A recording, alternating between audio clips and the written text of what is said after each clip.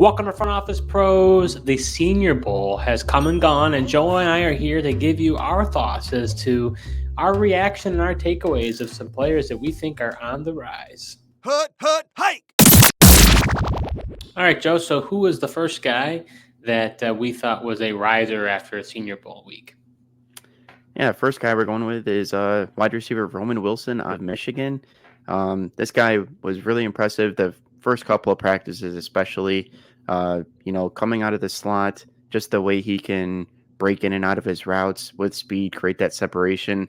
And then he really showed off his hands as well. There was that one where Penix threw it behind him. He reached out and grabbed it with one hand as he was falling to the ground. Got his knee in for the catch in the NFL as well. But yeah, he really popped off, made some nice catches in the first couple of days of practice. Yeah, the Michigan standout did really well. He's 6'1", 180, 48 receptions, 789 receiving yards, a 16.4 average. Just goes to show his separation, and then 12 touchdowns. Michigan, as you know, Joe, more of a running-oriented style of offense. We'll be interested to see how he would do in the NFL, depending on where he lands. I think he definitely rose up the charts. I mean, he's a smaller guy. That's the downside, but we're seeing more and more receivers come out of the slot and do so much better. He kind of fits the mold in the NFL right now.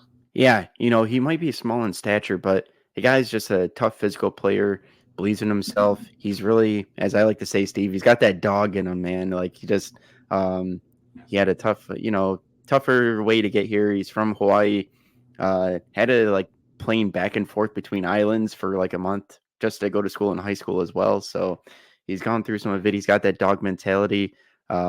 Like I said, he's just a tough physical player, even though he's small. So who is our next player that we thought was a big riser over the week? Yeah, staying at the wide receiver position, going to go with wide receiver Ladd McConkey out of Georgia. Also another slot guy, and this guy is also another guy that's impressive with his route running. That's where, his precision is at. He cuts in those outbreak routes, and then it's also just like the head fakes that he can give you. When he's breaking out, he makes you believe that he's going to go in, and then constantly the DB stops, and he's creating 8 to 10 yards of separation when he's running these routes, and it's really impressive. Yeah, 6 foot, 185, 30 receptions, 478 yards, a 15.9 average, and 2 touchdowns. I agree with you. The separation was there. People are making comparisons of him as a guy like Cooper Kupp. So it'll be interesting to see where he lands. Some were talking about maybe him as a first rounder. I kind of doubt that. But he's definitely one of those that people are projecting because he doesn't necessarily have the college stats. He didn't dominate college. He just maybe has a type and a profile that maybe he could be better. What do you think? I mean, Roman Wilson more has the pedigree of what he did at college. What are your thoughts between the two? Yeah, I think Wilson he had better quarterback play with J.J. McCarthy, I think.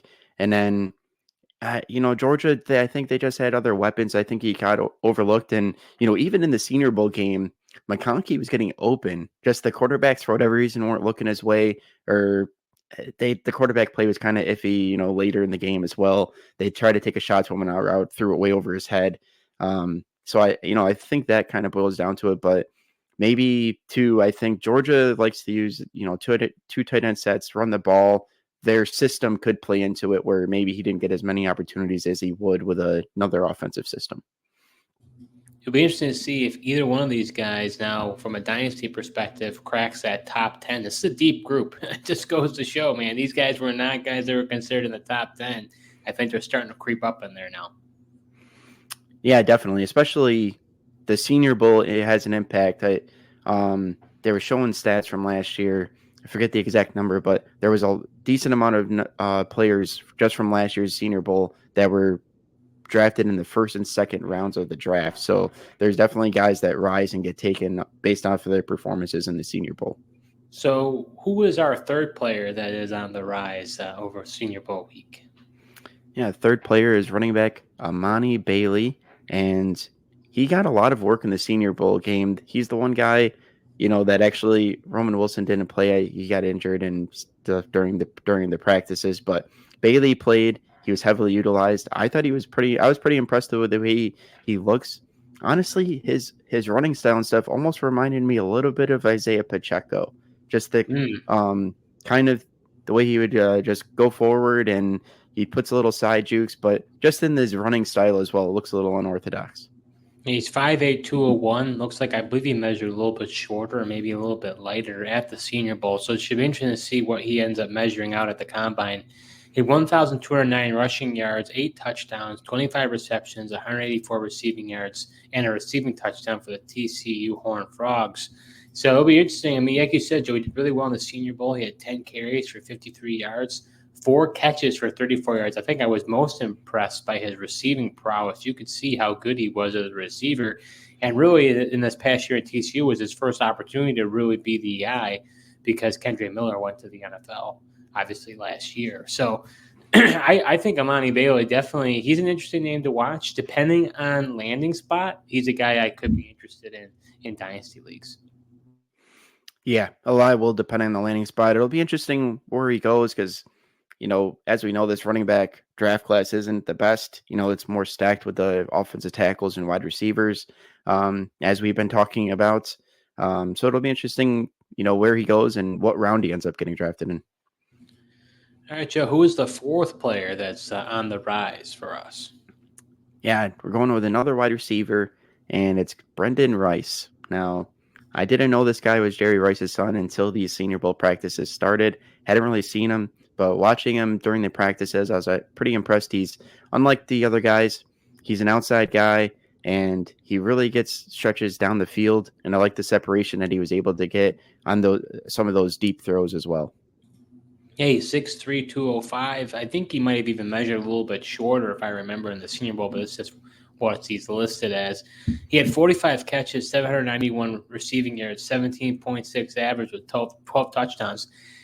The thing I thought was interesting about him was he was a good route runner, but he played very physical. You could just based on his playing style, it was very tough. It was really just almost like I don't know how else to describe it. He almost attacked the ball. He was very much very aggressive at trying to get the ball in kind of catching in traffic.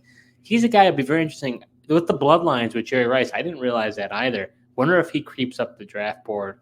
Does he get in that 2nd or 3rd round possibly in the NFL draft? And I'll be curious to see if he's a riser in Dynasty as well. It'll really be interesting where he goes in the draft from a landing spot perspective. Yeah, definitely will be interesting. Like his size, but I just wonder how come this guy wasn't talked about more. Marvin Harrison and his bloodlines, obviously, he gets hyped and talked about it. He's the number one for everybody, but Rice has got the bloodlines as well, and just hadn't really heard much talk about him. That's why I was kind of surprised when watching these practices. And maybe other people that watch more college football games or whatever probably would have known that, but I didn't know until actually watching these practices. Yeah, same here. And I think that's a fair critique, that why we haven't been hearing more about him before. So who's the last player for us that went on the rise over Senior Bowl week? Yeah, the last player is quarterback Spencer Rattler, and he was the Senior Bowl MVP in this game. He had a nice throw for the touchdown that he had. And honestly, it was he had the first drive of the game, and things went pretty smoothly. He ran the offense pretty well. He looked good. And I know he's an interesting player. He's transferred around and played for a couple of different teams, different offensive coordinators. I'm really interested to see, where he ends up going and where he could get taken in the draft here. Yeah, he's an interesting backstory. 6'1", 200. Past season, he had 3,186 passing yards, 19 touchdowns, 8 interceptions, 104 rushing yards, and 4 touchdowns. Obviously, he transferred to South Carolina, was at Oklahoma. And what's interesting about him was, he's a former 5-star recruit and was subject to the Netflix series QB1, which I don't think paid him any favors, Joe.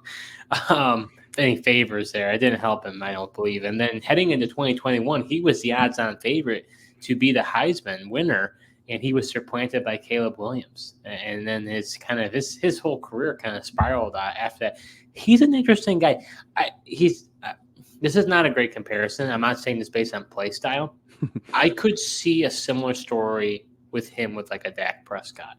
I know Dak Prescott played in Mississippi State for the longest time, was a great player, but Dak was drafted in the 4th round, ended up, becoming the starter over time and then became this guy. Wouldn't be surprised if Rattler maybe has a similar story I think he's kind of an interesting late round guy. He has potential. We saw what he was able to do. He was a Senior Bowl MVP. He only played that one drive, but he was impressive. I think for most of the practice, I think he was almost more impressive than the likes of Bo Nix and Michael Penix, who I know you're a fan of both of those guys. Yeah, honestly though, I mean, I was interested in those guys, but they didn't really fare that well in these practices. And Bo Nix, I was not impressed with during the Senior Bowl game. Unfortunately, we didn't get to see Michael Penix play in the game, but Bo Nix played. Wasn't too impressed. He checks it down a lot and I'd like to see him throw down the field a little bit more. He actually did in that game and put it on the North Carolina receiver, but he ended up dropping it as he had some drops during that game. But for the most part, he kind of checked it down, wasn't impressed. But Spencer Rattler, Daniel Jeremiah and Bucky Brooks talked about that. He was the fact that he was 17 during that TV series you were talking about, and how it doesn't help him, no, but they also kind of just pass it off that he was 17 and probably wasn't the best decision. But if you just kind of watch his film and where he's grown from here, kind of put that off to the side.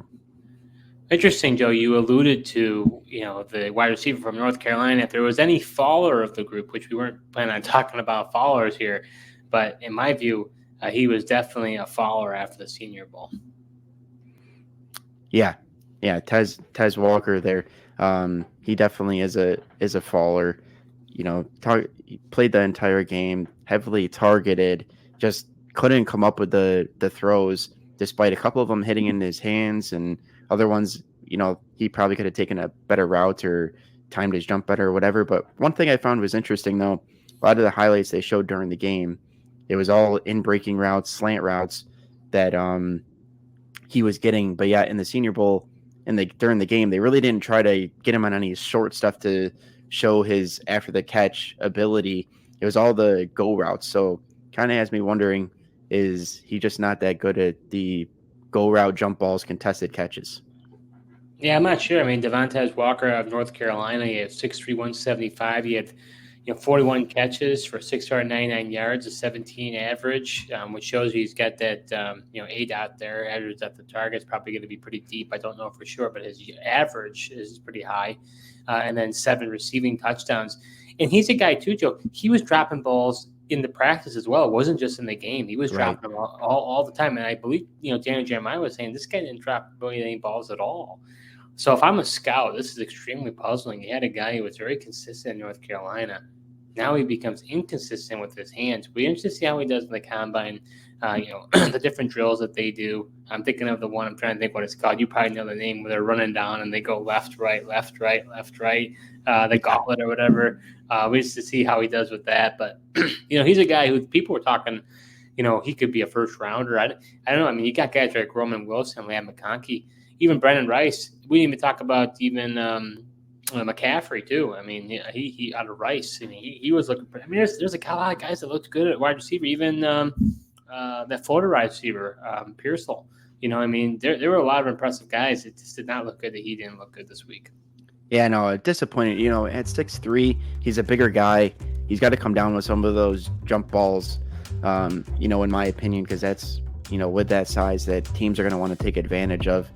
But I just wonder if, I don't know if it was just the moment and the pressure he felt knowing that scouts were watching him and that was causing him to drop passes, because to your point, they were alluding to he's usually a pretty sure-handed guy.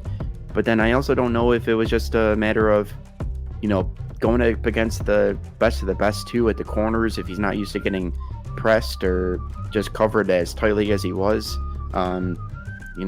Playing in the ACC, a weaker conference, maybe he's just not used to that type of contested coverage. So that does it for our Senior Bowl takeaways. So some guys that we thought were on the rise, and then one guy who was falling down the charts here. But the draft coverage is just beginning. We got the combine in a few weeks here.